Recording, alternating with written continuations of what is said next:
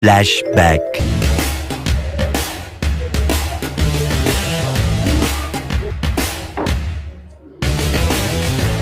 Nashock ako. 100 to. Na-shock po ang owner, guys. Ayun. Pwede natin i-search to kung may warranty pa. Under warranty pa. Pero mababa pa yung version niya. Mukha talagang bago pa. Oh, legit. Legit. Hindi nagalaw. Ayun, guys. Bago natin simulan ng ating video, ayun, magkakaroon tayo ng holiday special, ang Valentine's episode. Kasama natin si Fritzy Marco. Abangan nyo. At syempre, thank you so much, Ma'am Nicole Gadget, at Sir Greg sa LTAB. Then, pupuntahan din natin sa susunod na araw si Ma'am Grace sa Grace Den para sa mga gaming console. At pupuntahan na natin ngayon ang RGTV Wellness Spa.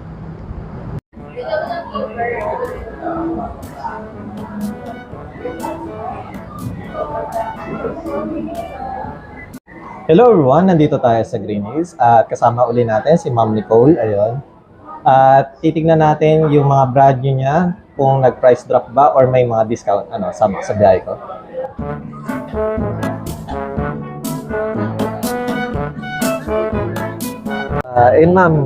Ma'am Dens, ano po pala yung mga unit niyo po dito? Meron tayong mga available na eto switch light.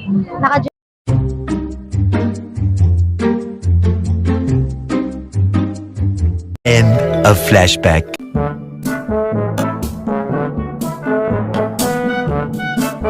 Hello everyone, at nagbabalik tayo dito sa Han.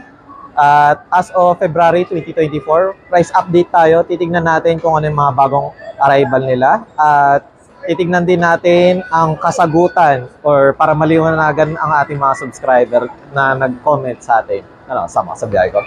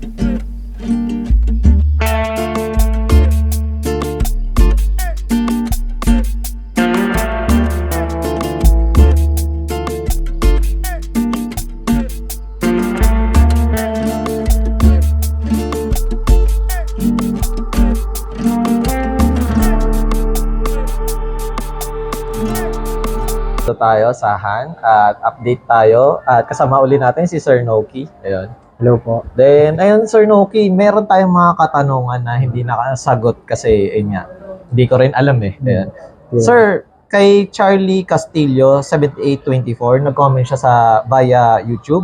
Magkano daw yung SIG MC XPCP? Ayun, sir. Actually sir, si Signag, yung ganyang unit wala, hindi po tayo nagkikerry niyan. So, although meron naman po tayong mga ibang PCP, yun po yung hawak namin is si Hudson at saka po si Gamo, meron din tayong ganyan.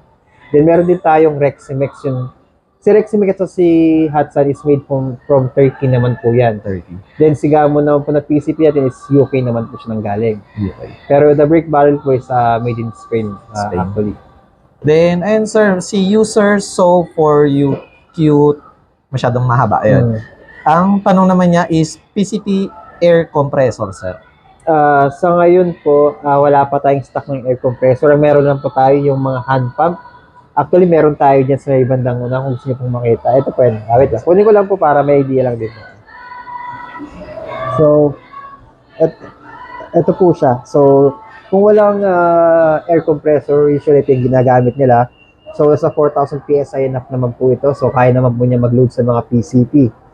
Then, yun lang talaga medyo manually. Pero okay naman po ito. Kumbaga, kagandahan lang dito nga kita sa mga bundok. Wala tayong dala-dala. At saka, pag yung mga compressor kasi, actually, hindi natin magagamit yan sa mga bundok kasi wala kang source of power. Ayan. So, eto maganda to. Mas maganda hand carry talaga. Yes po. Saka magaan lang din naman po.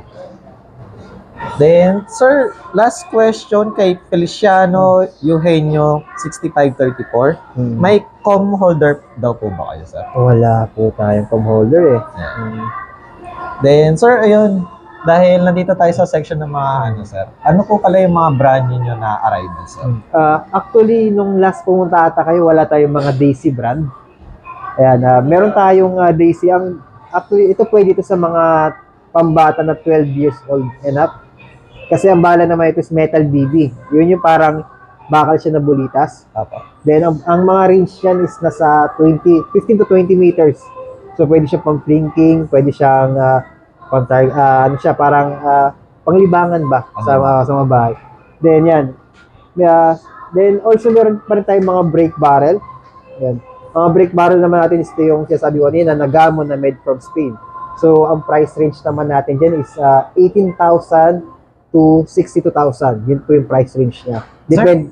Ayun, sorry. Sir, yung price range po pala dito sa mga sorry. pangbata. Ito po, si BAC is nagkakalaga siya ng 6,983. Si, ano naman po, si Model 25 isa sa 8,000 plus naman po. 8,062 po ata. Then, sir, ayun, sorry na interrupt po kayo sa Gamo. Wala. Sir, sa Gamo, yung price range niya, sir, 18,000? Yes po, 18,000. Ito po siya si Delta Fox. Ito po yung pinaka-entry level, which is .22 caliber na siya. So, mga good in 50 meters po siya. So, after kung hindi mo naman kailangan ng masyadong mahabang range, good na rin naman po kasi malakas na rin pong knocking power po niya. Nice. Then, sir, sa Gamo, sir, ano po pala yung pinaka-high-end nyo? Yung pinaka-mahal, sir? Sa high-end po natin, si Grizzly, ito po yung bago dating. So, nasa 1 to 50 po yung FPS niya. Tapos, yung maganda rin po kasi yung wood niya eh. Wood stock, tas naka-suppressor na rin po siya. So, expected na po na hindi po siya maingay pag ginagamit. Usually, pag nag-hunt kasi kailangan, lalo pag yung ayaw mabugo yung target mo. Kunyari, marami sila. Hindi ka, pag nagpakaputok ka, hindi sila magliliparan. Ayun. Sir, may nagtanong kasi sa akin via ano naman, FB Messenger. Ano daw po usually na material? May wood or plastic, mga ganun po ba? Mga varieties? Actually, pag sa mga airgun naman po natin yun, ito yung tinatawag na wood stock. Yan po. Then, ito naman po yung mga polymer na tinatawag. Ang kagandahan lang talaga kasi sa mga polymers, medyo lightweight po sila. Unlike po sa mga wood na medyo may kabigatan. Sa wood naman kasi, isa pa sa maganda sa wood is siyempre medyo vintage po yan. Kumbaga, yan po yung parang classic na ang ganda niya tingnan palagi. At saka, pag sanay ka naman sa mabibigat, maganda po yun si wood. Then, sir, ayun, bukod po kay Gamo, sir, ano yung sinabi niya, sir, kanina na isa pang brand, sir? Si Hudson naman po. Si Hudson naman po, sir, ito po yung mga made in Turkey po natin. Ito. Yan, usually po yung meron ako ngayon is nag-start siya sa 35,000. Mga PCP po ito. 35,000 to 73,000 po. Itong 73,000 po natin na dalawa na to, sila yung mga semi-automatic. Meaning to say, 1 bolt ka lang po and kalabit ka na lang ng kalabit. Hanggang sa mauubos yung 12 rounds mo na magazine. Si Predator, same din po. Semi-automatic rin po yan. Nasa 62K naman po siya. Yan po. Yeah, tapos, ang kagandahan sa kanila po is mga naka-sound moderator na po yung tatlo na yan. So, mga approximate 50% is malilis na po yung tunog niya. Compare po sa mga ordinary po na airgun po. Then, ayun, sir, para sa hindi nakapanood nung sa November vlog natin, sir, ano pala yung pinagkaiba nung sa, yung quick barrel, sir, tsaka yung sa, sir? Sa brake barrel po. Yung pinaka talagang difference talaga niya is kasi kung FPS po is hindi natin siya pwedeng i-compare kasi talagang halos same po siya. Minsan mas malakas pa nga si brake barrel.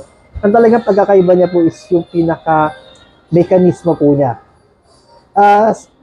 Si brake barrel po kasi siya po yung medyo manual type. Yan po, yung ang pros naman kasi niya po is hindi mo na kailangan ng maintenance na hangin dyan. Kunyari, aakit ka ng bundok, sobrang napaka-convenient na gamitin kasi wala kang dalang tangke. Pag kahit maghapon ka pa, mag-hand okay lang kasi ang iniisip mo lang doon palagi yung bala mo. Pag marami kang bala, kahit abutin ka pa ng hapon dyan, okay lang.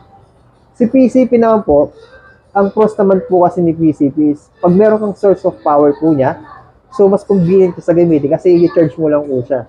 Then, di ba, palit ka lang ng palit ng magazine, dire-diretso ka lang.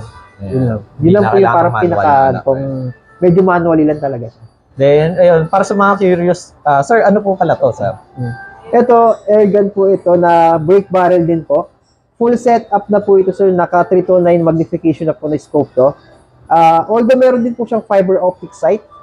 Ayan po siya. Then, kasama na rin po yung, ano po niya, yung bipod po niya. Parang naka built-in na po yung mga thread, yung mga rail po para sa bipod po niya.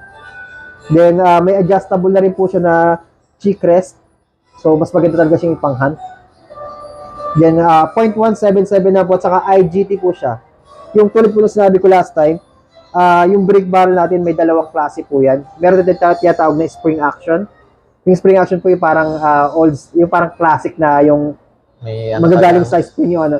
Si IGT po, siya po yung makabago kasi ang tawag sana, ang ibig sabihin ng IGT is Inner Gas Technology System, which is na pag binrake mo siya, nag-create siya ng sarili niyang gas sa loob. So na kahit wala kang nilalagay. Pero pag sa power ni spring at sa kanya, wala, halos parehas lang din naman po. Then, ayun, sir, syempre, baka magtaka sila, baka sa SM North lang yung branch ninyo. Ayun. May other branches po ba, sir? Yes po, meron tayo na po, bukas na po yung sa MOA natin. Ali Mall, Mega Mall po, and yung sa out of the Luzon po is meron tayo sa Cebu. Seaside po. Then, syempre, sir, ano po lang yung mga mode of payment nyo, sir? Baka di nila kaya yung cash na sinabi natin. Actually po, pwede naman tayo sa card, pero yun, straight payment lang po talaga tayo. Kung gusto niyo po i-crave po, ang ginagawa tayo usually ng mga customer natin dyan is sila po yung nakipag-usap sa mga bank para i-defer payment po. Pero any card naman actually na pwede naman po siya. Pero sa cash, parang wala na pong pinagkaiba yung, kasi yung iba kasi, para lang clear po sa inyo is, yung iba kasi kala na pag kinash nila is mas makakamura. Pero same lang din po yun. Walang tag dito, discount or ano? Opo, wala po. Kasi minsan, para lang po kasi, yung iba kasi customer na experience ko po na baka pag cash baka mas mura. Para yung pupunta pa lang, alam na po nila na same pa rin po yung babayaran in case po. Sir, may isa rin, hindi lang pala isa, mga 5 ata o 10 nagtanong sa akin. Sir, ano po ba kailangan? Requirements po muna bago bumili or pag upon buying, sir, doon pa lang ipaprocess yung sir? Actually, upon purchase naman po, doon po tayo nagpa-process po. So, ang mangyayari po niyan, si Ergan naman po kasi, pag pinurchase mo siya, may iuwi mo naman po siya on that day. Then, yung registration po yan is 30 working days po siya before po siya nare-release. So, ang need lang naman po natin dyan is 2 valid ID, TIN number po, ID picture kung meron po silang pwedeng madala, and 600 pesos po for registration. Si Han na rin naman po ang magpa-process po niya. And yung one-time registration? Yes po, wala na po siya expiry, hindi na po siya kailangang i-renew. One time lang naman po yun. Then, Sir Noki, ayun, please invite naman po sa ating mga viewers. Kung meron kayong ibang questions, pwede nyo akong kontakin through my Viber. Ibibigay ko naman kay Sir yun. Para as long as kaya ko, sasagutin ko yung mga question ko ninyo. And then, pwede kayo bumistit sa store natin para lang mas makita nyo po ng mas makita nyo po ng maayos yung mga unit na meron tayo at may demo po sa inyo. Then, ayun, once again, meron tayong part 2 para sa mga self-defense, para sa mga pepper spray, stun gun, at kung ano-ano pa, ayun. Or sa ating mga asawa, ayun. Sir, ano pala yung mga pang self-defense na available?